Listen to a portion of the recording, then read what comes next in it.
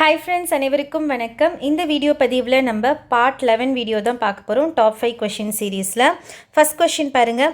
பின்வரும் பட்டியலில் குப்த மன்னர்கள் சிலரது பெயர்கள் கொடுக்கப்பட்டுள்ளன. அவர்களின் ஆட்சி கால அடிப்படையில் சரியான வரிசையை காண்க. ஸோ 4 குப்த மன்னர்கள் கொடுத்துருக்காங்க. அவங்களுடைய ஆட்சி கால அடிப்படையில் நம்ம ஃபைண்ட் அவுட் பண்ணணும், கால வரிசைப்படுத்தணும். சரிங்களா? ஃபஸ்ட்டு பாருங்கள், குப்த வம்சத்தை நிறுவியவர் யார் அப்படின்னு பார்த்தீங்கன்னா ஸ்ரீகுப்தர். ஓகேங்களா? யார் குப்த வம்சத்தை நிறுவியவர்? ஓகேங்களா? நிறுவியவர் யார்? ஸ்ரீகுப்தர். ஓகேங்களா? ஸ்ரீகுப்தர் தான் குப்த வம்சத்தை நிறுவினாங்க. இவருடைய மகன் தான் கடோத்கஜர். ஓகேங்களா? இவருடைய மகன் தான் யார்? கடோத்கஜர். ஸோ அப்போ கடோத்கஜர் தான் என்ன வரும்? ஃபஸ்ட்டு வரும். ஓகேங்களா?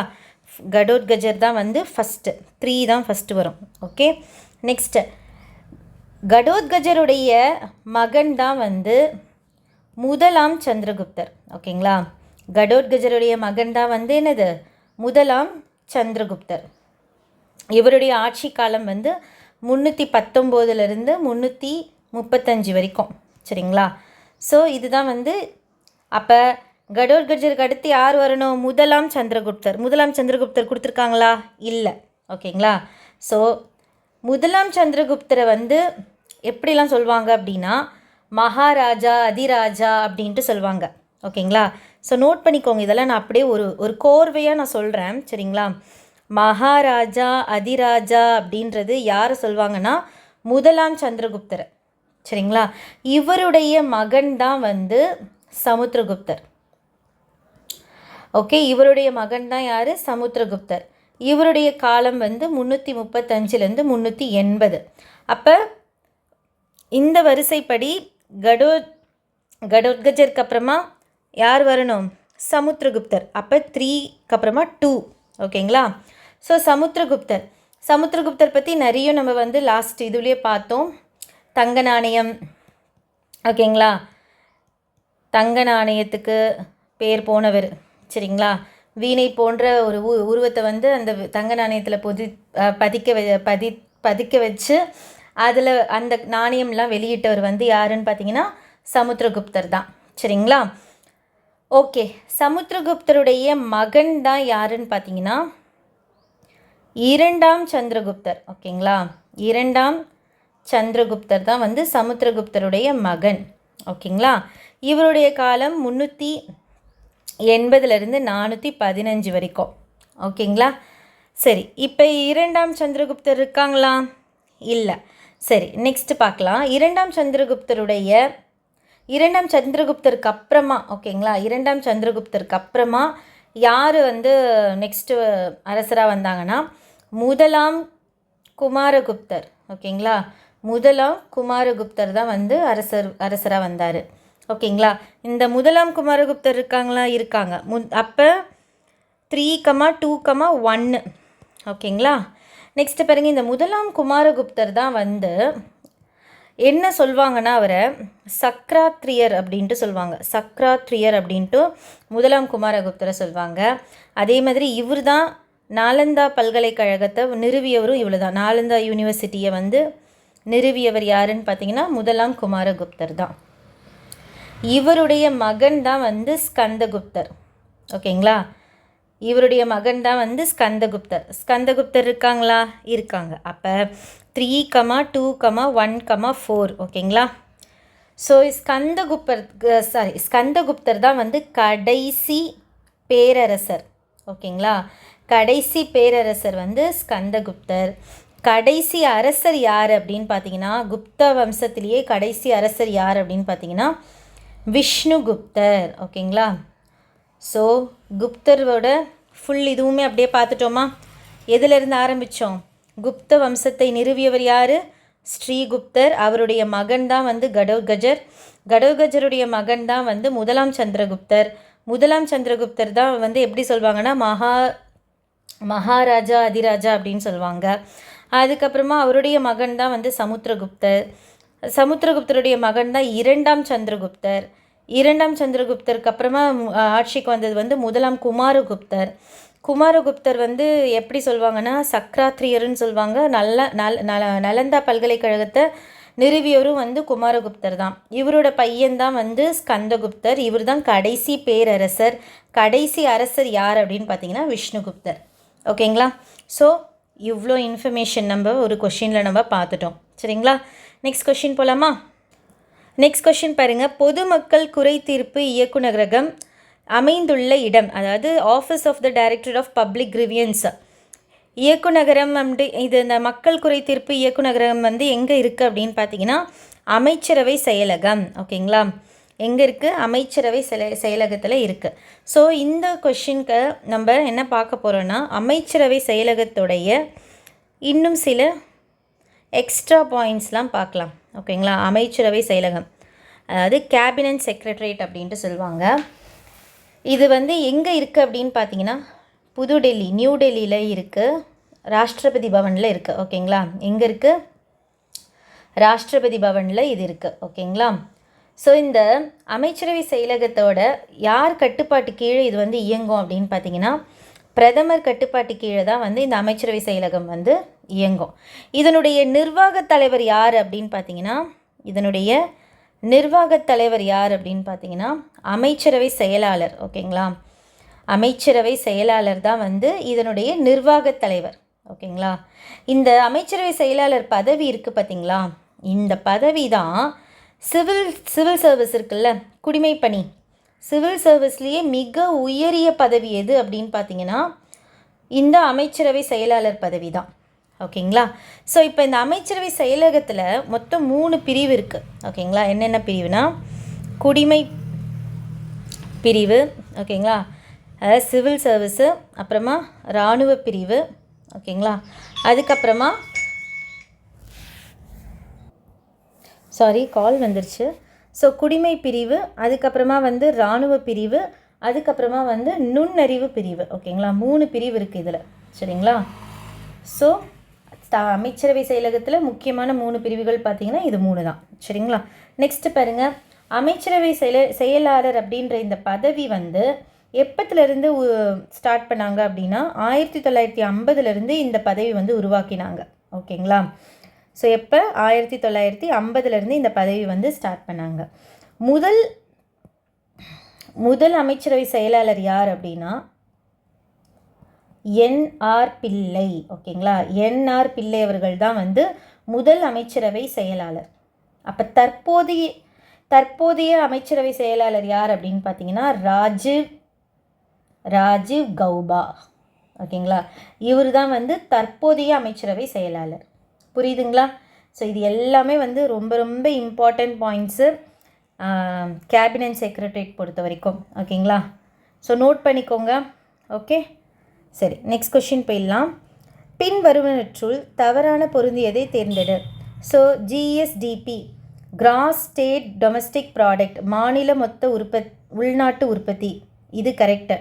ஜிடிபி, மொத்த உள்நாட்டு விலைன்னு போட்டிருக்காங்க, இல்லை இது தப்பு. அதாவது ஜிடிபினா கிராஸ் டொமஸ்டிக் ப்ராடக்ட். ஓகேங்களா? மொத்த உள்நாட்டு உற்பத்தின்னு வரணும், ப்ராடக்ட். ஓகே. சிப்காட் பாருங்கள், state industrial promotion corporation of Tamil Nadu மாநில தொழில் வளர்ச்சி கழகம், SIPCOT correct. SEZ, special employment zone இருக்குது, இல்லை. சிறப்பு வேலைவாய்ப்பு மண்டலம் இல்லை. ஸ்பெஷல் எக்கனாமிக் ஜோன், பொருளாதார மண்டலம். ஓகேங்களா? செஸ் அப்படின்னா அப்போ இதில் எது வந்து தவறாக பொருந்திருக்கு அப்படின்னா 2, 4. So the answer is option B. ஓகேங்களா? 2, 4 வந்து தவறாக பொருந்திருக்கு. ஓகே, சரி, நெக்ஸ்ட் கொஷின் போகலாம். நெக்ஸ்ட் கொஷின் பாருங்கள். ராஜாராம் மோகன் ராய் பற்றி சில கூற்றுகள் கொடுத்துருக்காங்க, அதில் எது உண்மையானவை அப்படின்ட்டு கொடுத்துருக்காங்க. ஓகேங்களா? அந்த ஃபஸ்ட்டு நம்ம எல்லா ஸ்டேட்மெண்ட்டும் பார்க்கலாம். ஓகேங்களா? அதுக்கப்புறமா நம்ம ராஜாராம் மோகன் ராய் பற்றின ஒரு ப்ரீஃப் இது பார்க்கலாம். ஓகேங்களா? குழந்தை திருமணத்திற்கு எதிராக போராடினார், உடன்கட்டைக்கு எதிராக பிரச்சாரம் செய்தார், மேலும் பிரிட்டிஷ் அரசுடன் சேர்ந்து அதை ஒழிப்பதில் வெற்றி பெற்றார். இந்து மதத்தில் இருக்கும் உருவ வழிபாட்டையும் வழிபாட்டு முறைகளையும் எதிர்த்தார். சமஸ்கிருத மொழி மூலம் பாரம்பரிய கல்வியை பரப்ப போராடினார். ஸோ இந்த 4ல் எந்த பாயிண்ட்லாம் கரெக்ட் அப்படின்னா ஃபஸ்ட்டு 3 பாயிண்ட்ஸ் வந்து கரெக்டு. இவர் வந்து சமஸ்கிருத மொழி மூலம் பாரம்பரிய கல்வியை பரப்ப போராடினார்ன்றது வந்து தப்பு. இவர் எதுக்கு வந்து அவர் ஆதரவு தெரிவித்தார் அப்படின்னா எல்லா பள்ளிகளிலையும் கல்லூரிலையும் வந்து ஆங்கில மொழி வந்து கல்வியாக இருக்கணும், ஆங்கில கல்வி வந்து அவங்க படிக்கணும், அதே மாதிரி மேலை நாட்டு அறிவியலையும் பற்றி படிக்கணும் அப்படின்றத வந்து அறிமுகம் செய்யணும் அப்படின்றதில் வந்து அவங்க வந்து ஆதரவு தெரிவித்தார். எது? ஆங்கில கல்விக்கும் மேலை நாட்டு அறிவியலுக்கும் இதுக்கு வந்து முக்கியத்துவம் கொடுத்து என்ன பண்ணார்? அவர் ஆதரவு தெரிவித்தார். சரிங்களா? ஸோ சமஸ்கிருத மொழிக்கும் அவருக்கும் தொடர்பு எதுவும் இல்லை. ஓகே. ஸோ அப்போ ஃபஸ்ட்டு 3 பாயிண்ட் வந்து கரெக்டு. குழந்தை திருமணத்தை வந்து எதிராக போராடினார். அதே மாதிரி உடன்கட்டை அதான் அந்த உடன்கட்டை ஏறுவாங்கல்ல, அதுக்கும் வந்து எதிர்ப்பு தெரிவித்தார். அது தெரிவித்து அதுக்கு சக்ஸஸும் ஆனார். அதே மாதிரி ஹிந்து மதத்தில் வந்து உருவ வழிபாட்டு அந்த வழிபாட்டு முறைகளெல்லாம் வந்து அவர் என்ன பண்ணார்? எதிர்த்தார். சரிங்களா? ஸோ அப்போ first 3 statement correct. Okay. So இப்போ ராஜாராம் மோகன் ராய் பற்றி இன்னும் சில பாயிண்ட்ஸ் பார்க்கலாம். சதி ஒழிப்பு சட்டம். ஓகேங்களா? சதி ஒழிப்பு சட்டம் எப்போ எடுத்துகிட்டு வந்தாங்கன்னா 1829 எடுத்துகிட்டு வந்தாங்க. யார் இதை எடுத்துகிட்டு வந்தார்னா அன்னைக்கு இருந்த இந்திய தலைமை ஆளுநர் யார்? வில்லியம் பென்டிக் அவர்கள். ஓகேங்களா? வில்லியம் பென்டிக் பிரபு அவர்கள் தான் வந்து இதை எடுத்துகிட்டு வந்தாங்க. இதுக்கு வந்து ஒரு சப்போர்ட்டாக முக்கிய பங்காக வந்து இருந்தவர் வந்து யாருன்னு பார்த்தீங்கன்னா ராஜாராம் மோகன் ராய் அவர்கள். இந்த சதி ஒழிப்பு சட்டத்துக்கு. ஓகேங்களா? ராஜாராம் மோகன் ராய் அவர்கள். ஸோ இவர் வந்து பிரம்ம சமாஜம் வந்து ஸ்டார்ட் பண்ணார். நிறுவியவர் யாருன்னு பார்த்தீங்கன்னா ராஜாராம் மோகன் ராய் அவர்கள் தான். எப்போ? 1828 வந்து என்ன பண்ணார்? பிரம்ம சமாஜம் வந்து இவர் வந்து ஸ்டார்ட் பண்ணார். இவர் எழுதிய நூல்கள், அதாவது ராஜாராம் மோகன் ராய் எழுதிய நூல்கள் என்னென்ன அப்படின்னு பார்த்தீங்கன்னா இயேசு கிறிஸ்துவின் கட்டளைகள். ஓகேங்களா? இயேசு கிறிஸ்துவின் கட்டளைகள், அமைதிக்கும் மகிழ்ச்சிக்கும் வழி. ஓகேங்களா? அமைதிக்கும் மகிழ்ச்சிக்கும் வழி அப்படின்ற ஒரு 2 புத்தகத்தை வந்து இவர் எழுதியிருக்காரு. இயேசு கிறிஸ்துவின் கட்டளைகள், அமைதிக்கும் மகிழ்ச்சிக்கும் வழி அப்படின்ற 2 புத்தகங்களை வந்து நூல்களை வந்து எழுதியிருக்காரு. அவர் 2 பத்திரிகை வந்து நிறுவினார். ஓகேங்களா? 2 பத்திரிகை வந்து அவர் நிறுவினார்.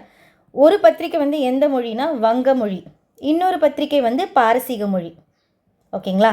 இந்த வங்க மொழியில் நிறுவிய பத்திரிகையோட பெயர் என்னென்னா சம்பத் தௌமுகின்றது வந்து வங்க மொழியில். பாரசீக மொழியில் என்ன பத்திரிகை பத்திரிகை பேர் என்னென்னா மீரத் உல். ஓகேங்களா? மீரத் உல் அப்படின்றது வந்து பாரசீக மொழி. வங்க மொழியில் வந்து சம்பத் தௌமுகி. ஓகேங்களா? இவர் வந்து ராஜாராம் மோகன் ராயை வந்து இந்திய மறுமலர்ச்சியின் தந்தை அப்படின்னு சொல்லுவாங்க. ஓகேங்களா? இந்திய மறுமலர்ச்சியின் தந்தை என்று அழைக்கப்பட்டவர் யாருன்னு பார்த்தீங்கன்னா ராஜாராம் மோகன் ராய் தான். ஸோ இந்த இந்திய மறுமலர்ச்சியின் தந்தை அப்படின்ட்டு யார் அவரை சொன்னாங்க அப்படின்னா ரவீந்திரநாத் தாகூர் அவர்கள். யார் சொன்னாங்க? ரவீந்திரநாத் தாகூர் அவர்கள். யாரை சொன்னாங்க? ராஜாராம் மோகன் ராய் அவர்களை சொன்னாங்க. புரியுதுங்களா? ஸோ இது எல்லாமே வந்து அவருடைய முக்கியமான இன்ஃபர்மேஷன். ஸோ இதெல்லாம் நம்ம நான் சொல்லும்போது உங்களுக்கு அப்படியே வந்து 19ஆம் நூற்றாண்டின் சமய சீர்திருத்த இந்த பாடம் வந்து அப்படியே ஸ்டார்டிங்லேயே ராஜாராம் மோகன் ராய் பற்றி தான் வரும். அது அப்படியே உங்களுக்கு கொஞ்சம் ப்ரெஷ்அப் ஆகிருக்கும் அந்த பாயிண்ட்ஸ் எல்லாமே. கரெக்டுங்களா? சரி, ஓகே. நெக்ஸ்ட் கொஸ்டின் போகலாம். பீகாரின் துயரம் என்று அழைக்கப்படும் ஆறு. ஸோ சாரோ ஆஃப் ஸ்டேட்ஸ், அதாவது எதனால வந்து இதை துயரம் சொல்கிறாங்க? ஆறுகளை வந்து ஏன் துயரம் அப்படின்னு சொல்கிறாங்க? Sorrow of state. இப்போ இதில் வந்து சாரோ ஆஃப் பீகார், அதாவது பீகாரின் துயரம் என்று அழைக்கப்படும் ஆறு.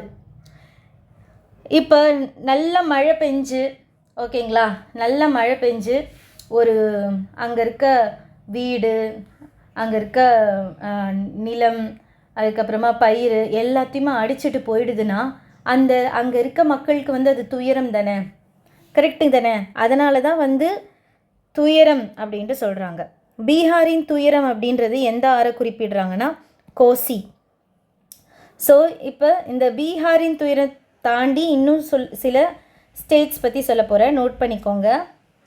சாரோ ஆஃப் பெங்கால், பெங்காலின் துயரம் என்று அழைக்கப்படும் ஆறு எது அப்படின்னா தாமோதர் ஆறு, நோட் பண்ணிக்கோங்க. நெக்ஸ்ட்டு சாரோ ஆஃப் ஒரிசா, ஒரிசாவின் துயரம் என்று அழைக்கப்படும் ஆறு வந்து மகாநதி. ஓகேங்களா, மகாநதி. நெக்ஸ்ட்டு அசாமின் துயரம், சாரோ ஆஃப் அசாம், ஓகேங்களா, எதுனா பிரம்மபுத்ரா, பிரம்மபுத்ரா. நெக்ஸ்ட்டு கர்நாடகாவின் துயரம் என அழைக்கப்படும் ஆறு எதுனா தோனி ஆறு, ஓகேங்களா, தோனி ரிவர். ஓகே.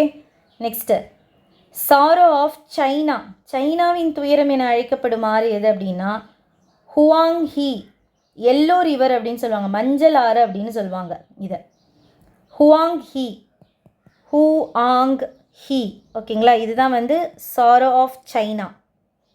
ஸோ இதெல்லாம் வந்து இதுக்கு முன்னாடி ப்ரீவியஸ் இயர் கொஷினில் கேட்கப்பட்ட கேள்விகளுடைய அந்த பீகாரின் துயரம் இந்த மாதிரி துயரம்லேருந்து கேட்கப்பட்ட கேள்விகள் தான் இதெல்லாம். சரிங்களா, ஸோ நோட் பண்ணிக்கோங்க.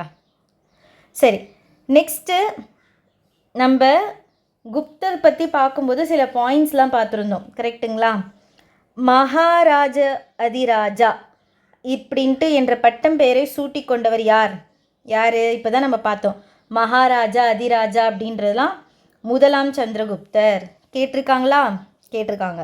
நெக்ஸ்ட்டு பாருங்கள், யாருடைய ஆட்சி காலத்தில் அஸ்வமேதா வகை தங்க நாணயங்கள் லக்ஷ்மி மற்றும் கங்கையின் உருவங்களை பொறுக்கப்பட்டு அறிமுகப்படுத்தப்பட்டது? தங்க நாணயம், தங்க நாணயம் வந்தாலே யார்? சமுத்திரகுப்தா. ஓகேவா, புரிஞ்சுதுங்களா?